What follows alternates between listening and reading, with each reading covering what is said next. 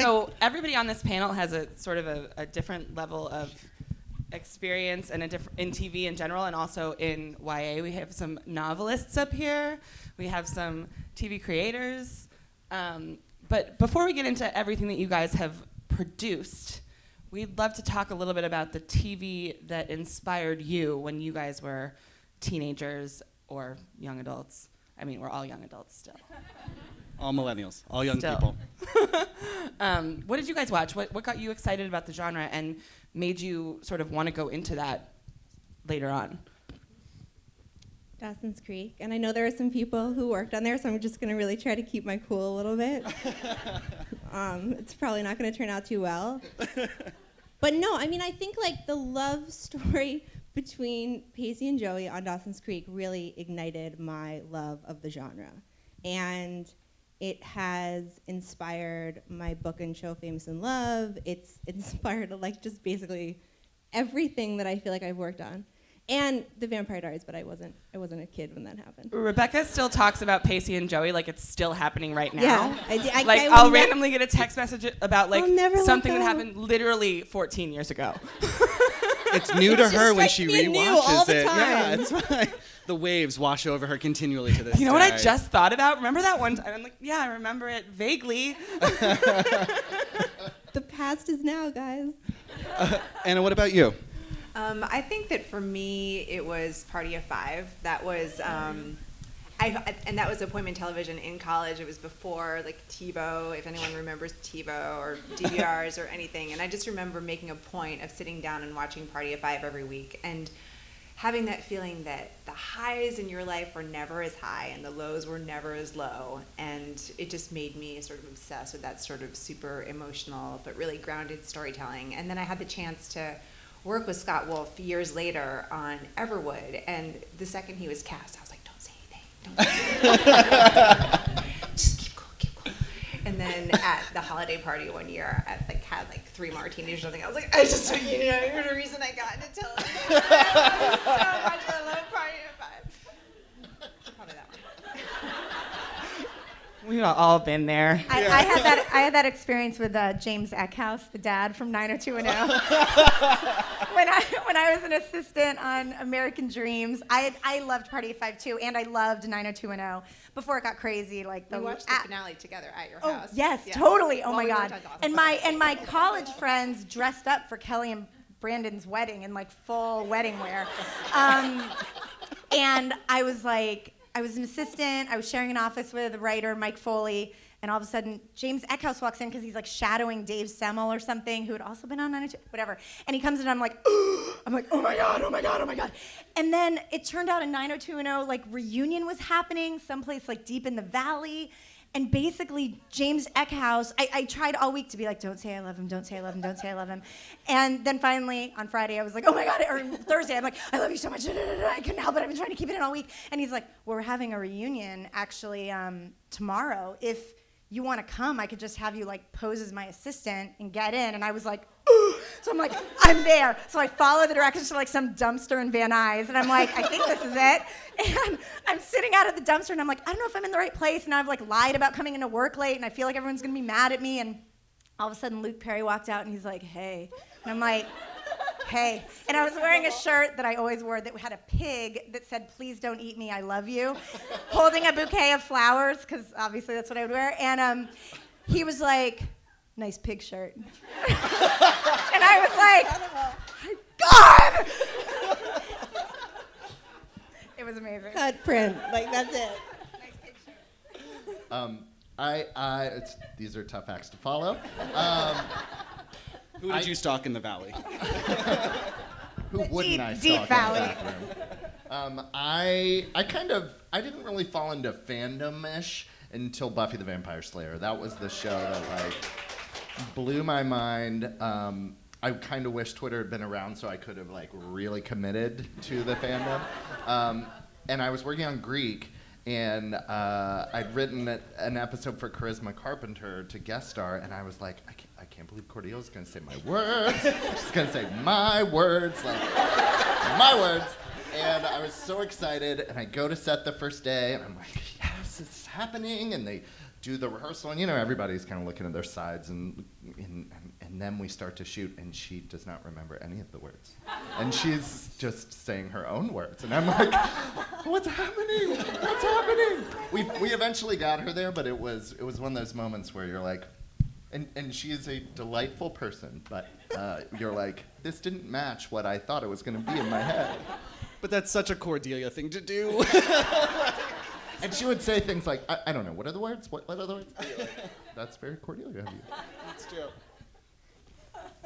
So we're going to talk a little bit about sort of the differences, in books versus television. So I want to start by asking you this, Carter. I mean, when we say YA television, what do you take that to mean? I'm not really sure. It's funny when I was asked to be on this, I don't really think of myself as a YA writer or that I work in a YA space. So I was thinking about it, and but I feel sometimes that I'm painted with that brush, like, oh, he's had 2 teen shows, he's a teen writer. I think that what happens to us in that specific time period is so universal that everybody can relate to it.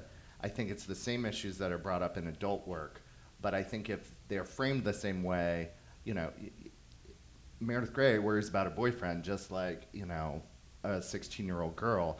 They're the same issues, but because it's presented by actors who are young and in a YA space, it's discounted a little bit, and I think that's a shame. Yeah, absolutely. You guys have all worked on shows that I guess I would classify as YA and shows that are for, I guess, targeted at a more adult audience. Is there anything that you've ever felt like you can't tackle when you are speaking from sort of the perspective of a teenager or 2 teenagers? Is there anything that you feel like, worlds that feel like you're going too far?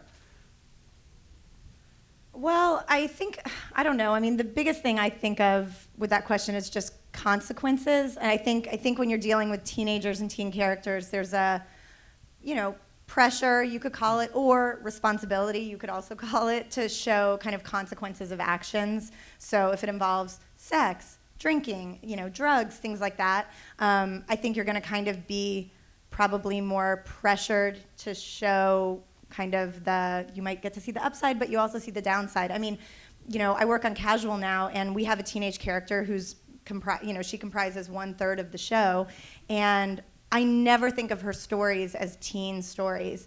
And when I compare it, not so much to other teen things I've written, but to other teen things I see, there's something about her that feels so much more real to me. And we are kind of given the freedom, not that we're irresponsible, because she is a responsible kid. I mean, she drinks, she smokes pot, she has sex, like many teenagers do, and something dire doesn't happen because of it. But it's kind of nice to have that freedom without having to kind of shoehorn in the valuable lesson of the story. But to that end, do you get like different notes as far as the teenage characters on a show like that versus on like Life Unexpected? We never get that note. I mean, it might be a product of Hulu, Lionsgate, but we never ever get that note. We more often get a note that's protecting Michaela Watkins' character, Valerie, to make sure she doesn't seem like a bad mom. But we never get a note about what Laura's doing or her actions. So it's interesting, yeah. Rebecca, you recently adapted the book that you wrote, Famous in Love, for ABC Family. It's going to be a series coming later this year-ish.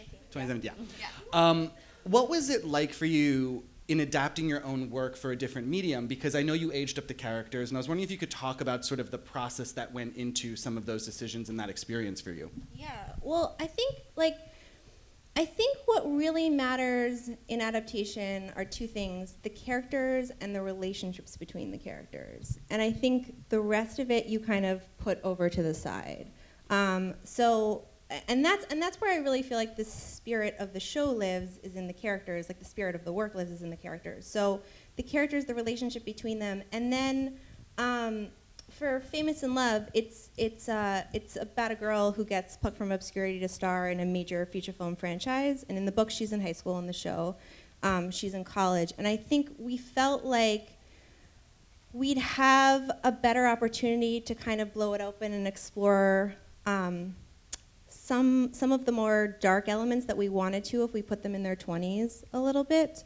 I think also this is my first adaptation. It's my first television show. I'm primarily a novelist. I've written 4 books. And in YA, we kind of classify YA, to me, in 2 categories. Number one, that the protagonist is a teen. But the second one, it's kind of a little bit what you were saying, Liz, is that the story arcs towards redemption, that there's a redemptive element at the end, that there's light at the end of the tunnel. And I think like that to me is kind of what categorizes the genre. And yeah, we're just mixing it up, making it a little bit darker in television. Anna, you did a lot of work on Everwood, which I think was a show that I would classify as YA, but it really was sort of a 50-50 balance between the adults and the teenagers. Is there a difference in the way that you write like parents on a TV show that is for and about teens? Do you feel like, I mean, I know that when I was a teenager, it would be like, time for the parent storyline. Here we go. But I mean, is there like any pressure to make the parents cool? Yeah, I mean, it's basically exactly what you just said. Like, how do we break this story so that it's not like, oh, time for the parents, which I always felt like Seventh Heaven was like, time for the parents storyline. Yeah. No offense to Seventh Heaven. We tried, I mean, we basically, or Dawson's. Oh, yeah, I mean, Dawson's. Whatever. I was super into Mitch and Gail. Me too! Everybody was. Grams. I mean, Grams was the Oh, well, best. Grams. I mean, Grams was in a category. You were never like, you were Grams like, was now not it's a parent. Grams Yeah, story. no, she's not a parent. But definitely, like, we wanted to avoid that. Like, we feel like Dawson's was pretty bad with the, like, here's the parent storyline. But, I mean, Everwood, we were trying to make it, like, you know, Dr. Brown's story was just as interesting. But that also it was telling the family story of, you know, Dr. Abbott has an issue with his daughter, and that's crossing over into her relationship with Ephraim, and really trying to make them all relate, because you are connected to your parents at that time, even if you don't want to admit it and you don't want to think about it, you are under the same household. So, but it's definitely a conflict, and really, I think what we tried to do a lot was sex the grown-ups up, which always ends up being awkward. Tom Amanda's, everybody. But it And does Anne Heche and her husband, who was like trapped in his own mind and like couldn't speak or move, and she and Dr. Brown were like having sex in front of him. Perfect. I remember that. There was like a fireplace. Like that, yeah. It didn't work that It well. is weird how you classify it though, because like if someone asked me, I would think of Everwood as more of a family drama, and I would think of My So-Called Life as a teen and an amazing, like, best done teen show. Yeah. You know, like you do kind of make a distinction. Yeah. I mean, that might just be me, but Some of it is like, how much do you see the high school hallway? You know what I mean? Literally, like if you're in the high school world and you're dealing with high school issues versus whatever's happening outside of that. well, and that's the most common. I feel like that's one of the most common notes you get now is like if you're pitching something teen, it's like, but we're not going to be like in a high school, like seeing lockers, are we? Like nobody wants you to get see that that, all the right? time. Yeah. No lockers ever. But it won't actually be in high school, right? I think that's part of the reason, honestly, that we put them in their 20s, is just to avoid that. Like Do you have, are parents like big characters on Famous in Love, or do you get to sort of like push the parents aside and the adults aside because they're a little bit older? Yeah, they are. They are actually for us. We've just been in our room for 2 weeks, and we're trying to like not silo them as like, you know, like you were saying, to integrate them into storylines. But I think, and from what I've heard from other creators, that as the show develops, and you guys can speak to this, that the parents kind of begin to fall off more as your young people rise and take over. I think it's also, you know, who do they want to watch the show? Yeah. And, you know, I feel like Everwood was very much a show that they wanted families to watch together. And it kind of pushed boundaries and was groundbreaking, but it was wary of pushing them so far that families couldn't watch it together, and that would make them uncomfortable. And I think, like, for Faking It, they didn't want the parents to watch. You know, MTV was like, sex it up, please. Mm-hmm. And it was more us in the writer's room who said, well, this has to have a moral, this has to be an optimistic story. The characters have to live in a moral universe where we're not scared every week that they're going to be, you know, living horrible lives the rest of their lives, you know. So I think it's kind of who's the audience, and then you craft the show to hit that. And I think often networks, that's where it gets confusing, because they'll say, well, we want this audience. Oh, now we want this audience. And you're like, but that's not how we built the show. But you did an amazing job on faking it and integrating the parents and making them really interesting characters in their own right. I mean, if you're talking about MTV saying, like, we don't care about, 50-year-olds watching this television show, did it free you up to make those parents so interesting and engaging in their own storylines? Yeah, I think really what it was for me is I am a parent, and so it has changed the way I want to tell parent stories, and I want my friends and my people that in my generation to be able to watch Faking It and connect with the material just like an 18-year-old. So it was more from me not wanting to create just kind of cartoon cutouts. Yeah. I mean, speaking to that, with all of your work, Greek, 10 Things, Faking It, you've done an amazing job at sort of expanding the scope of representation on television. Jarett. I do. I mean, it's true. I mean, you wrote intersex stories, you wrote gay stories, you wrote really incredible stories that were not being told, especially on the networks that you told them on. On ABC Family, to have a show like Greek and to have a character like Calvin, I think was so fantastic for the people who were watching it. And I'm curious, when you're writing to a younger audience, do you feel an onus of, I want to make sure that we are telling stories that will mean something to these people because this is such a formative time in their lives? Yes, very much so. And I think that with regards to gay characters, I feel like it has evolved. There are enough gay characters and lesbians, on television that I don't think there's the pressure of this character represents something so much bigger. But when we told the intersex storyline, I knew there was going to be the only intersex character on TV, and that every move she made would be scrutinized more than any other character on the show. So you definitely feel that pressure, but also that's, to me, what's exciting about it. I remember when Dawson's Creek had the first gay kiss and the first gay storyline. I still tell this story all the time because I was 13 maybe, and it was my literal first exposure to a gay person that I knew of at 13 years old was Jack on Dawson's Creek. And I remember it turned me into this little 13-year-old gay rights activist. And I tell Greg Berlanti doing it for Jack, guys. Yeah. but when people talk about representation and those young audiences, I'm like, it's a real thing. It makes a huge difference in somebody's life to see somebody cool like Pacey standing up for the gay kid, because in my high school nobody was standing up for the gay kid, and it was when you sort of tackle issues like that and you're the first one to do the thing. I mean, is there a lot of pressure? Is it I mean, you guys can probably speak to it too because you were around Dawson's Creek and around Kevin and Greg in those days. I mean, is it terrifying? I will say for me, I don't think that it didn't feel so risky to me. We were hearing, we consulted. I did my homework, and I think that's important. We had many young intersex people come and speak and share their stories, and I knew that their stories, I connected to them because they're all what we all go through. If people knew about the true me, would they still love me and accept me?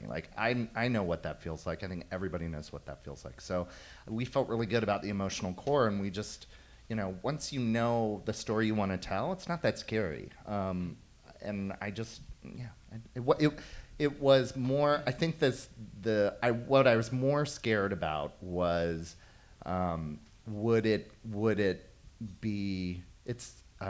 Will the audience accept it? Will they engage with it the way we want them to? That's the scary part, because you don't want it to come across as an after-school special or people to be like, oh, this is turning me off. Really, to me, increasing visibility is about getting people to empathize with someone that has a totally different experience, and that's how we build bridges through television. So it's like that is this going to hit that goal? That's when it airs. That's the scary part. But shooting it and developing it, it's not that scary. Do you guys find, across the board, that when you're writing something that we would classify as YA versus something that we would classify as a more adult drama, what's the difference in the feedback that you get from the audience? I mean, I would imagine that there's a sort of social media slant, but do you find that you're getting responses from teenagers that are very different from the kind of responses that you get from adults? I think I think probably yes. I mean, I think that the intensity of the experience as a teen and as a young person is more so maybe than somebody watching their experience being reflected as a 35-year-old or a 40-year-old. And I think that intensity elicits passion. It elicits engagement. So I think so, yeah. But that's so amazing. That's such a wonderful part of it to be able to connect and be able to talk to people who are so excited and passionate about something that you're helping to make.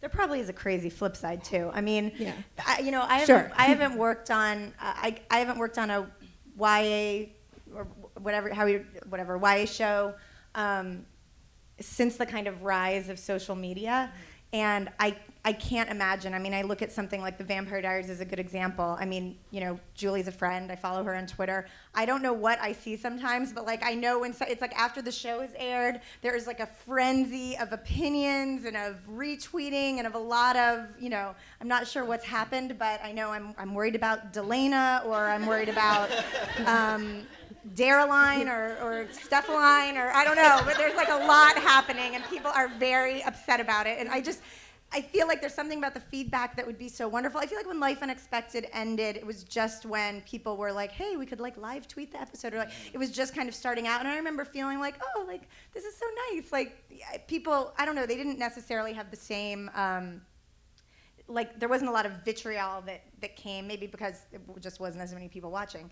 But I would imagine that could be a little intimidating too. And what's also tricky about social media is I feel like you could be really overwhelmed, either in a positive or negative way, by like 3 people. But you don't know that it's 3 people. It feels like a lot of things coming at you. So it's also just a different, probably when you're older, I mean, I don't feel like anyone is going to tweet at us about casual, like, how could Valerie have hooked up with Emmy? How could she have done that? Just wait. But when it's a show with a younger audience, maybe it's a little bit harder to separate. I mean, you're really living this experience for the first time. So. Yeah, and I have so many mixed feelings about social media, because I think it is it's so wonderful to get that feedback from fans, which is who we're trying to talk to and please, and it's a conversation that's really great. And when fans would complain about something I'm faking it, I would answer it in the show, which I felt like was a great way to have the conversation. I would never engage on Twitter, because that's just no, that doesn't go good. Teach me how. No, seriously, please do, because I can't deal with it anymore either. Just delete the app. We had a lot of people who were upset that Amy, the lead of our show, had not labeled herself, like had not said I'm bisexual or I'm gay. And this season we did an episode where she took a stand and said, we have to make space for people who don't want to label themselves. And the most important label to me that she made was not straight. And I felt like she was on a journey, a 16-year-old girl's journey of discovery, and she deserved the time to take that. And that was my response to fans who were really upset that, so it is this wonderful place where you can go, okay, how do I want to evolve the show so that I can show fans that I'm hearing what they're saying, and this is my take on it, because it is my show and this is what I want to say. And but it's dangerous, because I think you can get to the point where you're seeking that validation from fans, and that's when you lose who you are as a creator. Yeah, it's nice to, when we did Life Unexpected, and certainly with Casual, it's the same thing, although that's not, necessarily geared towards teenagers. We did them far enough in advance that we were able to get feedback, but it wasn't at a point where we could really be changing things or respond to it. And feedback's nice, but it's also nice not to be in a scramble of constantly, when you've created something or you're working on a show, like you have to commit to your vision. Like if you're constantly just trying to navigate and like please people, I don't know, it's like you have to have something you want to say, and you have to know a story that you're committed to, and you have to kind of find the freedom to do it. And it's not really about the response. The response can be something extra, and it can be a bonus. And certainly if it's positive, it feels amazing. But I don't know, it could be very distracting if it's like having a backseat driver. Yeah. And it's addictive. Especially when you're launching a show and you're so excited you want to hear how people are doing it. You can lose like 2 hours to surfing tweets and stuff. I've lost 6 years. It strikes me that in this conversation about social media, we're talking about how engaging with fandom has changed over the years, but the other thing that has changed is how teenagers live their lives. And although none of us have aged in that time, which is so impressive, what it is to be a teenager today is so different than what it was to be a teenager in Dawson's years or in Everwood years or even in Greek years. Our years. Yeah.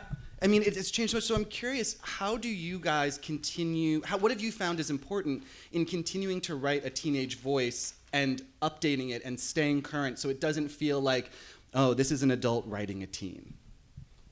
I mean, for me, I think that the biggest through line for writing teens is that I think they're just a lot more honest, and I think that if we old people, I'll speak for myself, try too hard to make them cool or sound current or present day, then it starts to feel really fake and like that's a 40-year-old trying to write a teenager. But I think if you're tapping into what was it that I was attached to when I was a teen, and that's why I think you guys do great on Casual. It's like, it's just so raw. It's just so real. And I think if you lead with that, that's the most helpful thing I found. Yeah, I mean, it's been interesting on Casual because one of our priorities this season was, for anyone who's seen the show last season, that Laura's storyline was very much about kind of having this thing for her teacher. And I mean, when I first heard it, when Xander, who created the show, who's wonderful, had pitched it, I loved his take on it. I also felt like, I've written that storyline before. I've seen that storyline before. It's not the most original storyline, but I thought our take on it felt original. But coming into second season, it was like, okay, let's do something that we haven't seen on any show. Let's do a completely different story, and let's really prioritize Laura as not just kind of the lesser because she's the teen and Michaela and Tommy get these bigger stories, but let's really like lift Tara up and see kind of what we can really give to her that feels different. And I feel like this season, where it goes is, I think, very original. And it's definitely a girl who's like exploring her sexuality and exploring why she lacks intimacy and why she feels the way she does about sex. And it was interesting, this is like a little thing, but we had, I forget the organization, I'm mad at myself because I should be plugging it, but it's just like a coalition to like prevent teen... Council for the Prevention of Teen Pregnancy. That's it. And they came and spoke to us, and they're wonderful, and it's nonpartisan, and we were talking about how to incorporate it into the show. And we were saying with Laura, and this is to answer your question of how some things evolved, we were like, Laura would know how to, like, Laura doesn't need anyone telling her how to prevent teen pregnancy. Like, Laura's a teenager who has sex all the time. She knows how to not get pregnant, and it's more like she doesn't have to worry about it because she knows. Right. It's not that there has to be a very special episode where her mom talks to her about it. It would be more likely that she would be talking to her mom, who's back in the dating world, being like, are you an idiot? Like, here's what you have to do. So I feel like that's a way. It's like teenagers are smarter. Mm-hmm. There is responsibility. When she goes out, she's like, I know, only 2 drinks, Uber at home, be home by 1. It's like by rote to her. So I feel like that's kind of a way that we've evolved. And with Sexuality, I think, one thing that I've liked that we've kind of worked on with that show is that, people have experiences and it doesn't lead to freaking out about the experiences. Valerie, for those of you who've seen it, basically has sex with Alex's girlfriend, Emmy, in season 1. She doesn't have a crisis of, oh my God, what does this mean? I, had a drug-fueled sex with this woman. She's certainly not worried about having hooked up with a woman. She's more like, I did it with my brother's girlfriend. Like, that's the part that's causing her angst. So there's not a big, deep dive into her sexuality. It's like, yeah, sure, I did that. So I feel like it kind of evolves that way too. What about with technology? Rebecca, you and I we're the same age, and we sort of exited our teens just as Facebook was becoming cool and texting was becoming a thing. Sexting wasn't even a thing yet. Nobody was taking naked pictures, but now that's like what teenagers are dealing with. Do you feel like when you're writing your books and as far as when you're tackling the show, like you're in uncharted territory a little bit with those things that are so present in their lives but weren't necessarily for us as teenagers? Yeah, I do, I think it's interesting, just the unbelievable exposure that teens have, the unbelievable way that they have to expose themselves. And I What? Yeah, exactly. Literally. Exactly, literally. I mean, you look at some of these Snapchats and it's like, just, wow. Okay, that's what's going on here. But I think, I think kind of what we're talking about, this sort of broader issue of the way we were as teens, what we loved in teen shows, and kind of how we write now. It's like, but I have to really believe that the mentality and the heart doesn't change. It's like we still experience the same things. We fall in love the same way. We feel isolated, disconnected in the same way. And so yes, we have all of this different, we have a lot of different modes to express it now, which we didn't before. But I think I really try to keep that in mind when I'm writing books or television, that the heart, that narrative heart, I think, is a thorough through. I also think it's important to talk about that what teens, there's so much more competition for teens' attention these days, and they're watching YouTube, and they're connecting with people on YouTube who are being themselves and open, and here I am, and so I think that their entertainment choices and the shows they watch and the shows they commit to have to have that same accessibility and that same vulnerability and that same, so I think if you tried to write to a teenager, it would come across really false. Right. Because I think that young people today are much more in tune to authenticity, and it's what they seek out. They want authentic emotions, authentic connections. So that's the way to reach them. They're literally used to being entertained by people who are looking directly into the camera. Yeah. I mean, someone just said that if you remade Breakfast Club now, it would be 5 teenagers looking at their phones. Right. And That's true. I think there's, they have. That's my literal brunches with my friends. So. Right. So rude. No, but Carter, on that tip, I'm curious. I mean, what has been interesting to you about the way it has changed and how you can talk about sexuality through teenage characters as it's evolved? It's, I think teens are much more savvy about sexuality. I think you see that in the declining teen pregnancy rates. We did an episode where one of our characters, Amy slept with Liam, Karma's guy, and everybody hated that she did it. But the next episode, she went and got the morning after pill, and there's no very special episode about it. And I think that's kind of the way they want the information. They want to present it in a real way. That's a way to present this is an option to you without hitting them over the head.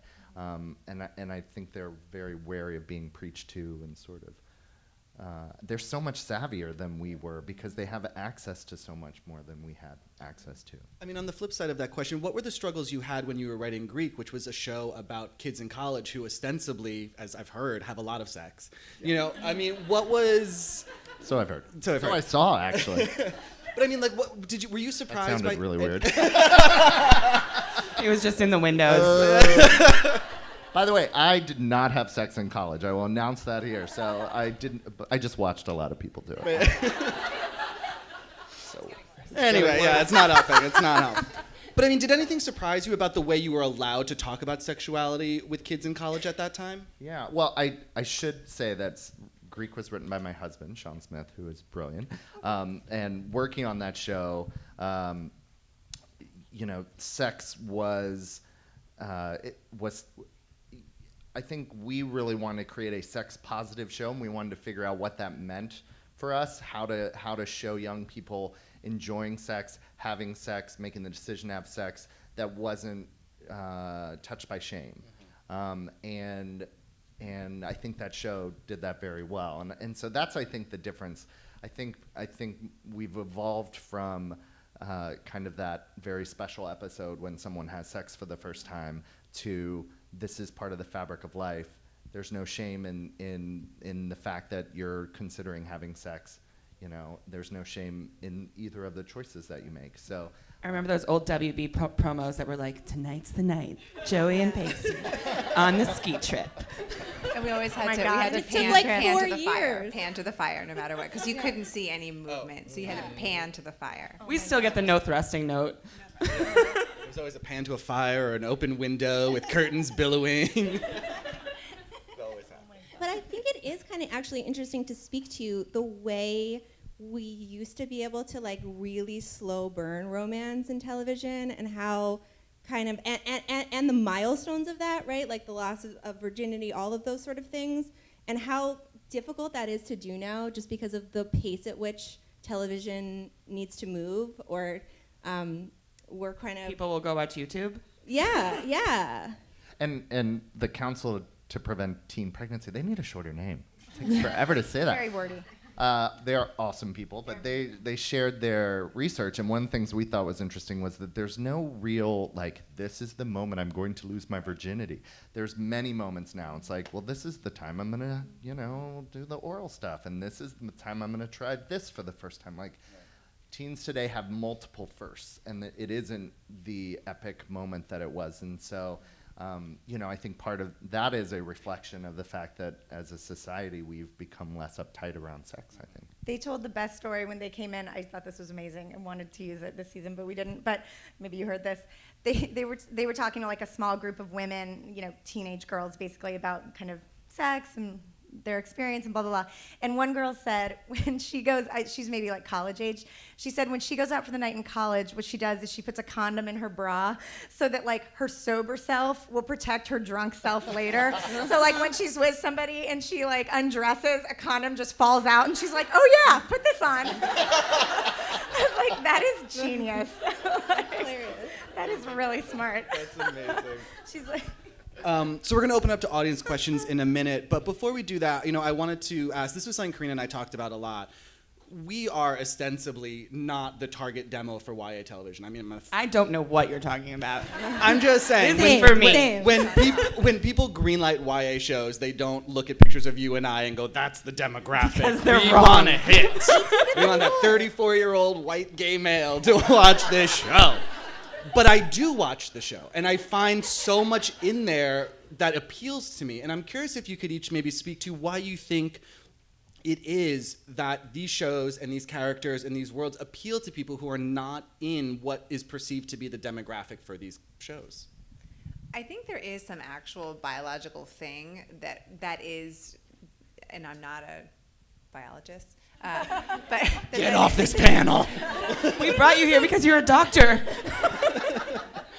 But in terms of whatever groovy stuff is going on with your synapses at that time, like that's why, like the music I listen to on Friday night is like it's high school music. Like nothing is going to make me cry as much as high school music. And no offense to my husband, but like I don't feel the same highs and lows in our marriage as I did in high school. Yeah. And I think Thank there's God. just I mean it'd be like really it was never good. But I think it's like you relate to that time. That was sort of like the most special emotional time, and it's so relatable. I mean, I think we've all been saying that again and again, and it's like it's a very honest, true time. And so I will watch that stuff. And the same for YA books. Like I feel like, and even the term YA, which I think we all struggle with, it's like it doesn't quite feel right because it feels like it's condescending. But like some of the best books I've read recently have been YA books. Like those are, because everything is so, people are at a turning point, I think. And maybe the reason we watch them in our 30s and 40s is that you're at a different sort of turning point then, and you're looking back and you're thinking about what was it that formed me, and looking back on that time either with sentimentality or regret or just enjoying that bittersweet feeling that you just kind of don't have as you get older. Mm-hmm. Yeah, it's true. It's like the experience of firsts, I think, is so, and not just the obvious first kiss or first time you have sex, but I think like, that pain of like a friend who's betrayed you, or the first time you feel truly isolated and alone, or all those feelings, you continue in your life and you feel those things again and again. You get your heart broken a million times, but you become, a little bit like calloused and not immune to it, but like it hurts a little less each time. First cut is the deepest. And that's right. Thank you, Sheryl Crow. So true. Very pivotal in high school.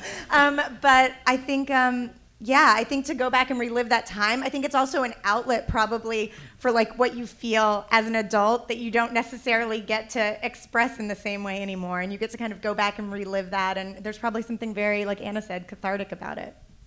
Yeah, I think, for me, I've often go, why am I so drawn to this time period? I think for me, I didn't come out until I was 23, and so I was in the closet in high school, and I felt like I was just watching it. Like I didn't feel like I was participating in it.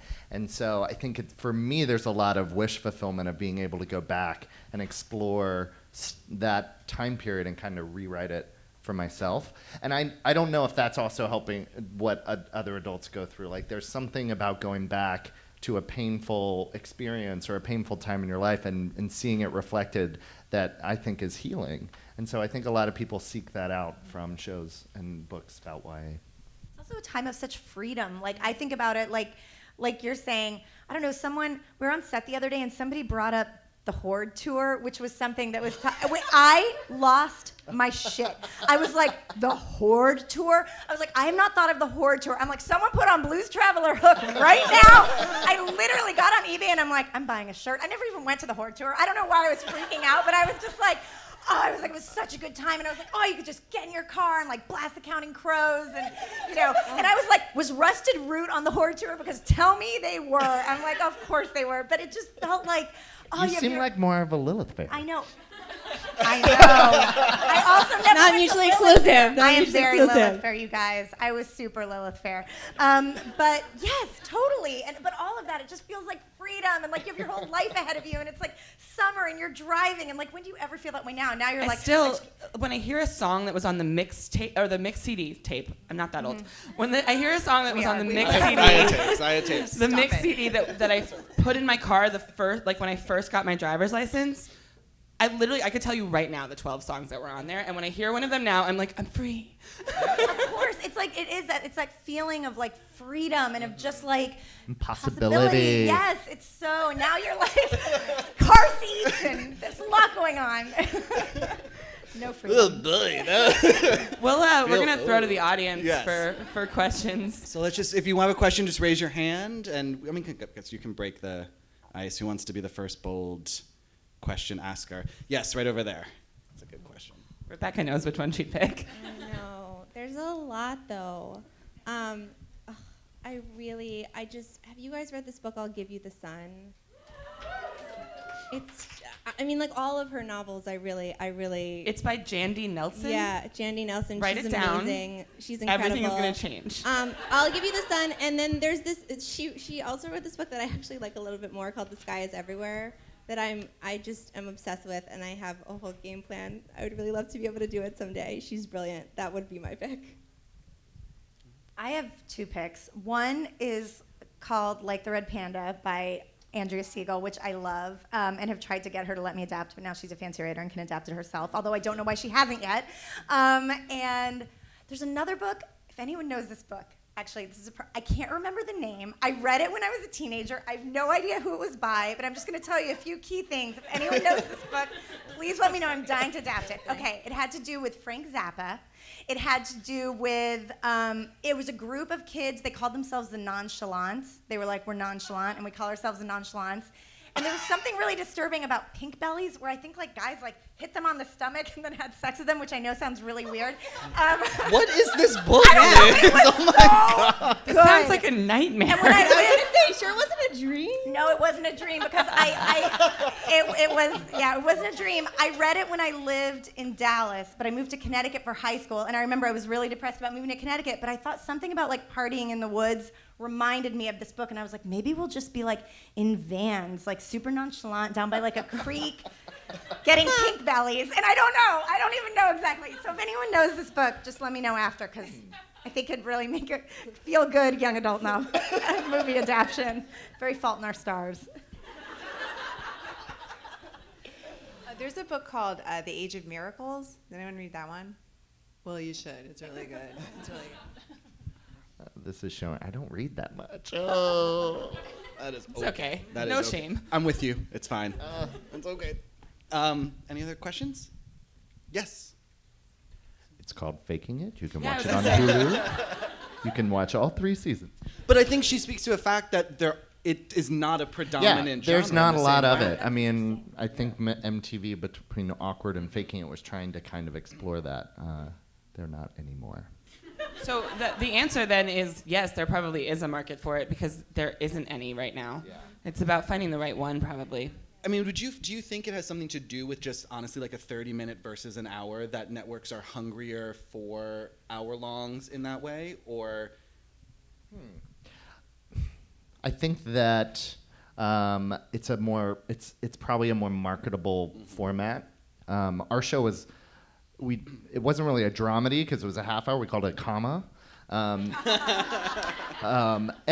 I loved it as a creator to be able to be funny, but also go to a real emotional place. I think there should be a lot more of it. I think there should be more shows like that, and I think you see them more on the streaming side. But I think that's a format that's evolving, the half hour kind of dramatic comedy.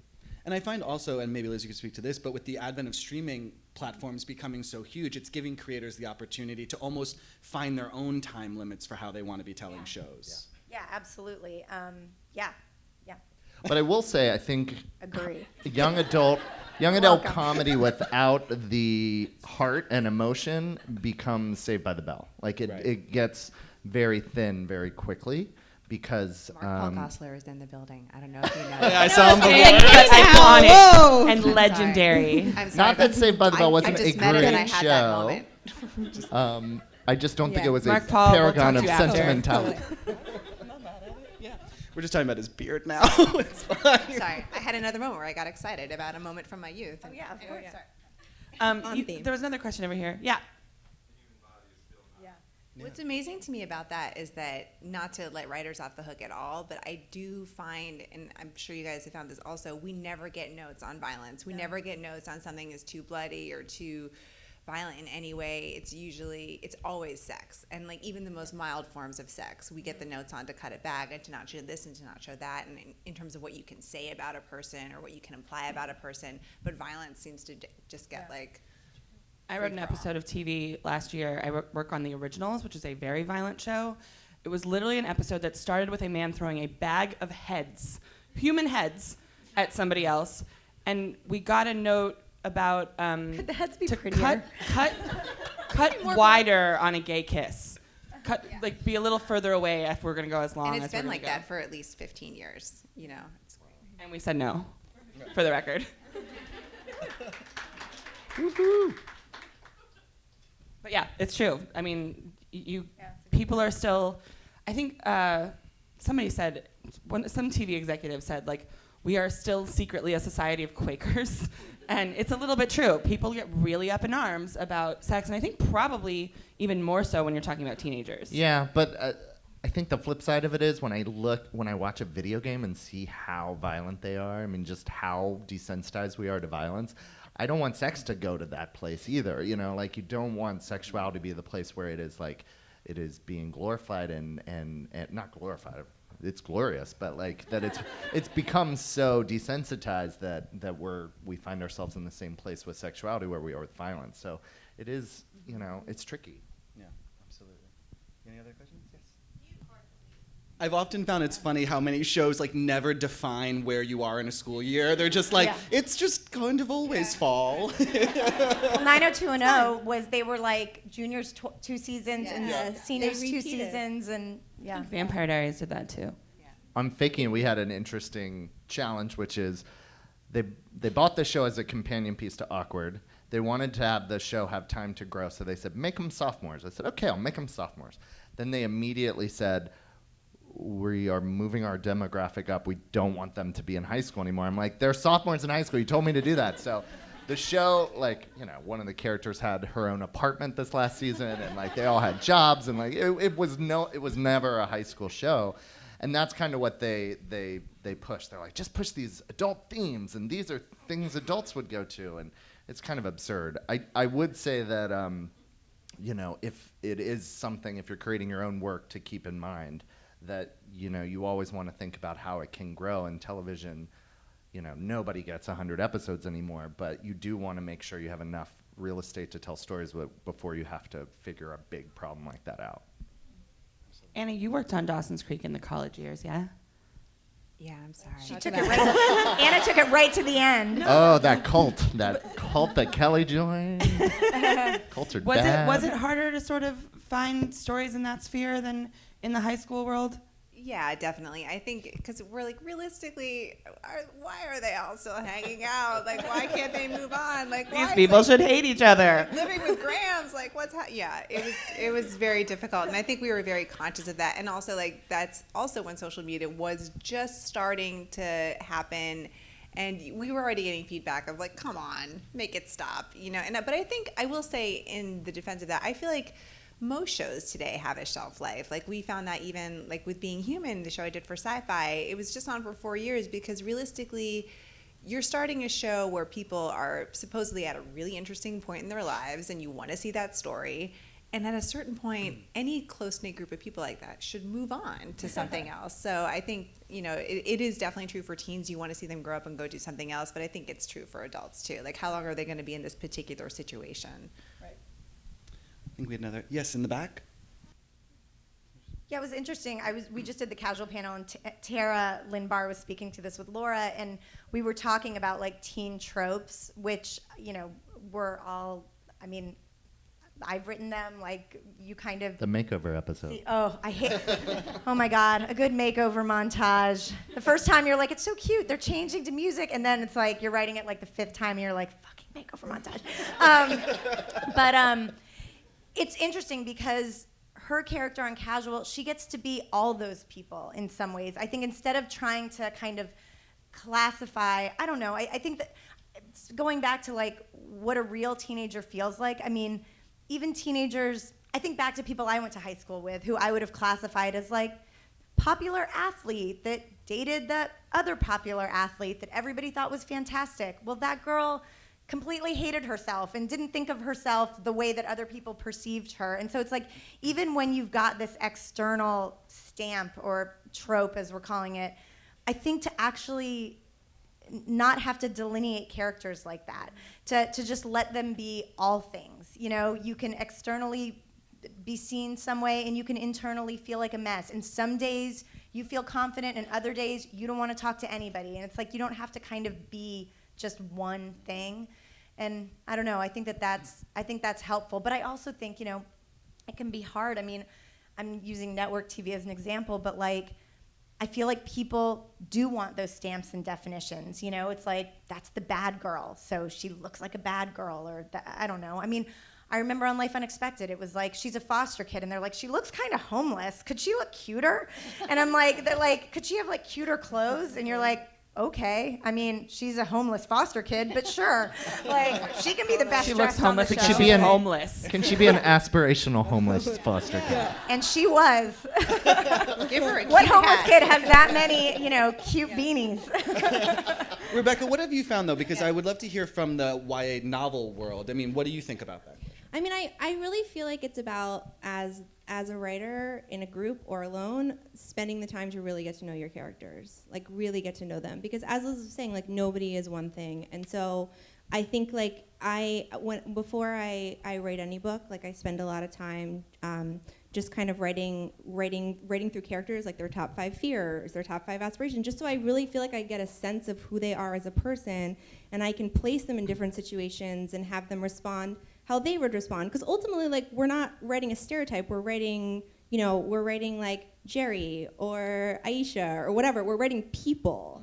And people are many different things. So I think it's really about taking the time to just get to know your characters. That's one thing that we've only been in our room for 2 weeks, but we've been spending a lot of time on that. And that's something that I'm really grateful for, that as a room, that's really important to us. I also think that, what I try to do in my work when I run up against that is make the character aware of the tropes. And if the character, because they live in the world that I live in, and we all know the tropes. So if it is that hoodie-wearing girl, let her know that she's a cliche, and what is she doing to react against that? Like, you don't have to just make the cliche character. Let them be aware that they're in that space. And it's treating the teen character the same way you would an adult character. I mean, you would never introduce, I don't know, it's like you wouldn't introduce Michaela Watkins, for instance. Oh, she's like a kind of frazzled person who's just gotten a divorce. It's like she wouldn't come in freaking like Kramer on Seinfeld, you know what I mean? And she's like dropping her purse and doesn't know what to, it's like you just wouldn't, she would never walk up in like a hoodie and dark eyeliner because she's having a bad day. It's like she gets to still be a person who has all those things happening. Yeah. So it's like treat your teenagers just like people, not like, again, it's the same kind of what we're talking about with the phrase YA, or it's like don't talk down to them. Don't diminish their characters. But I do think that it's like the difference between stereotype and archetype, because I do think that, you know, when you're, especially in TV, you're trying to build this like palette of characters that you can pull from, and they all have to have a unique perspective, and so you do kind of go to, okay, well, she's the cynical one, and she, you know, he's the, you know, the all-star or whatever. You have to kind of start in this archetypical place, and then it's how do you flesh them out in a way that's fresh and new and doesn't feel like you've seen it a million times? The girl across the creek. I need Just a to girl stop. across the creek. I need to stop putting on extra eyeliner when I'm having a bad day. We have to wrap it up. Thank you guys so much for being here. Thank you. Thank you very much. Thank you to you guys.